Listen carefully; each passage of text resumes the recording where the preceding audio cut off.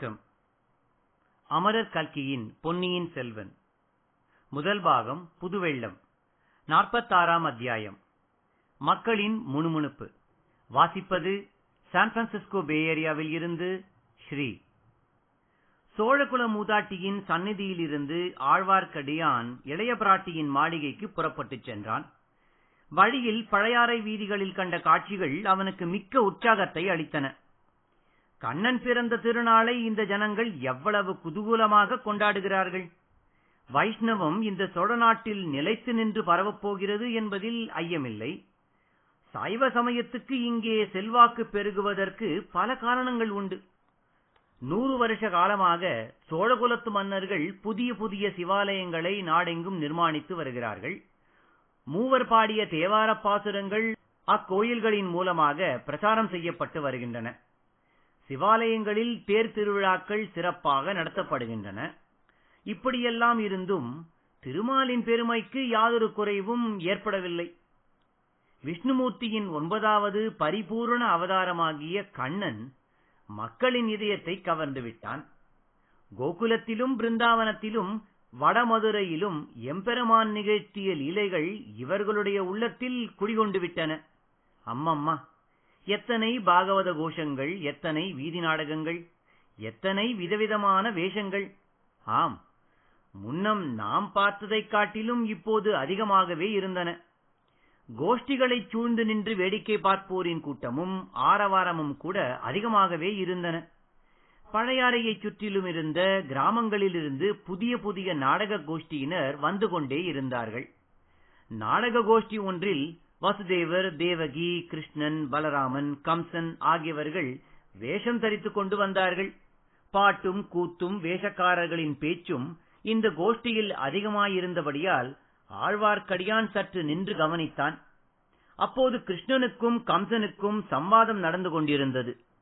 கிருஷ்ணன் வேஷம் பூண்டிருந்தவன் சிறு பிள்ளை. அவன் மழலை சொல்லினால் கம்சன் செய்த குற்றங்களை எடுத்து கூறி, வா என்னோடு சண்டைக்கு என்று அழைத்தான். அதற்கு கம்சன் உரத்த இடிமுழக்க குரலில், அடே கிருஷ்ணா, உன் மாயாவித்தனமெல்லாம் இனி என்னிடம் பலிக்காது. உன்னை இதோ கொல்லப் போகிறேன். உன் அண்ணன் பலராமனையும் கொல்லப் போகிறேன். உன் அப்பன் வசுதேவனையும் கொல்லப் போகிறேன். அதோ நிற்கிறானே, உடம்பெல்லாம் சந்தனத்தை குழைத்து நாமமாக போட்டுக்கொண்டு அந்த வீர வைஷ்ணவனையும் கொன்றுவிடப் போகிறேன் என்று கூறியதும் சுற்றிலும் நின்றவர்கள் எல்லாரும் நமது ஆழ்வார்க்கடியானை பார்த்து சிரிக்கத் தொடங்கினார்கள். கிருஷ்ணன், பலராமன் வேஷம் போட்டிருந்தவர்கள் கூட அவனை நோக்கினார்கள். கூட்டத்தில் பலர் அவனை நெருங்கி வந்து சூழ்ந்து கொண்டு கெக்கே என்று சிரிக்கவும் கேலி செய்யவும் ஆரம்பித்தார்கள். திருமலை நம்பிக்கு கோபம் பிரமாதமாக வந்தது. கையிலிருந்த தடியை சுழற்றி அக்கூட்டத்தில் இருந்தவர்களை ஒரு கை பார்த்து விடலாமா என்று எண்ணினான். முக்கியமாக அந்த கம்சனுடைய தலையில் ஒரு போடு போட விரும்பினான். ஆனால் கம்சனுடைய தலையில் அடிப்பதில் பயனில்லை. ஏனெனில் அவனுடைய சொந்த முகத்தை மறைத்துக் கொண்டு மரத்தினால் செய்து கோரமான மீசையும் கோரைப்பற்களும் வைத்து வர்ணத்தினால் எழுதியிருந்த பொய்த்தலையை கம்சவேடக்காரன் வைத்திருந்தான். மொத்தத்திலே இவ்வளவு பெரிய கூட்டத்திலே தடியை உபயோகிப்பது நல்லதல்ல என்று திருமலை தீர்மானித்து அவ்விடத்தை விட்டு நழுவிச் சென்றான். அந்த கம்சனுடைய குரல் வேண்டுமென்று பெருங்குரலில் அவன் கத்திய போதிலும் எங்கேயோ கேட்ட குரலாக ஆழ்வார்க்கடியானுக்கு தோன்றியது.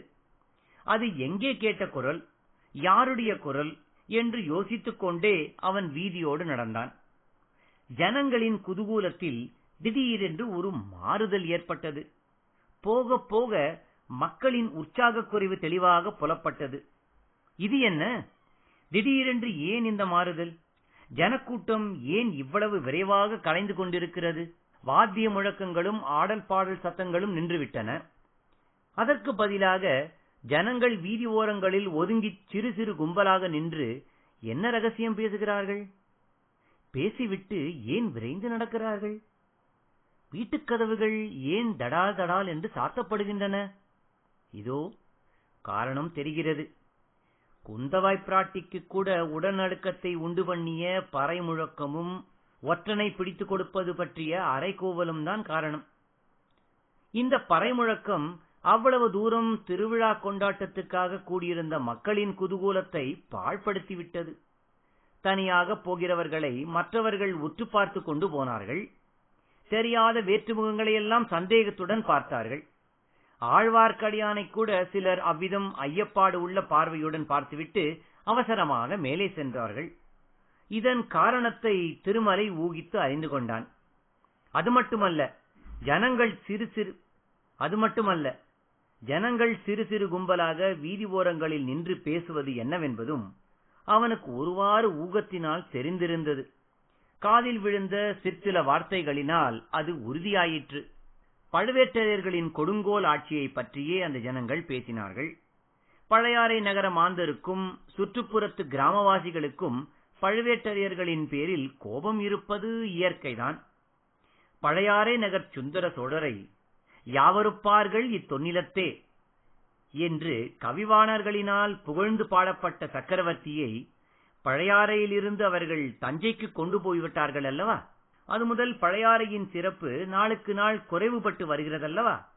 இன்றைக்கு இந்த கிருஷ்ண ஜெயந்தி விழாவன்று சக்கரவர்த்தி மட்டும் இந்த நகரில் இருந்தால் இன்னும் எவ்வளவு கோலாகலமாக இருக்கும்.